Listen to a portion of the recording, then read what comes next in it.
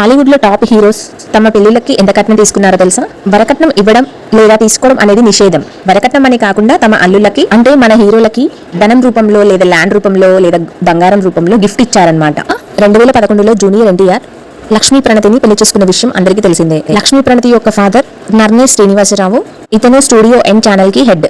అతను తమ అల్లుడు అయిన జూనియర్ ఎన్టీఆర్ కి 300 కోట్లు ఇచ్చినట్టుగా తెలుస్తోంది. రామ్ చరణ్ ఉపాసాన్ని 2012లో పెళ్లి చేసుకున్నాడు. రామ్ చరణ్ వరకట్నం కింద ఏం గిఫ్ట్ గా పొందాడు తెలుసా? చార్టర్డ్ విమానం అందుకున్నాడని నివేదికలు సూచిస్తున్నాయి. జర్మన్ తయారు చేసిన ఆ విమానం విలువ 120 కోట్లంట. అండ్ అలాగే ఇది కాకుండా ల్యాండ్ రూపంలో ధనం రూపంలో ఇంకా ఒక 120-150 కోట్ల వరకు పొంది ఉంటాడని తెలుస్తోంది. ఇక అల్లు అర్జున్ ఎంత వరకట్నంగా పొందాడో తెలుసా? అల్లు అర్జున్ తన సతీమతి స్నేహారెడ్డిని ప్రేమించి పెళ్లి చేసుకున్న విషయం అందరికీ తెలిసిందే. 2 కుటుంబాలను ఒప్పించి 2011లో బన్నీ పెళ్లి సమయంలో అల్లు అర్జున్ కట్నం ఏమీ తీసుకోలేదు. అల్లు ఫ్యామిలీ వరకట్నానికి వ్యతిరేకం, వాళ్ళకే ఎక్కువ ఉంది, కట్నం వద్దు అని అన్నారని స్నేహారెడ్డి తండ్రి అయిన చంద్రశేఖరరావు చెప్పారు.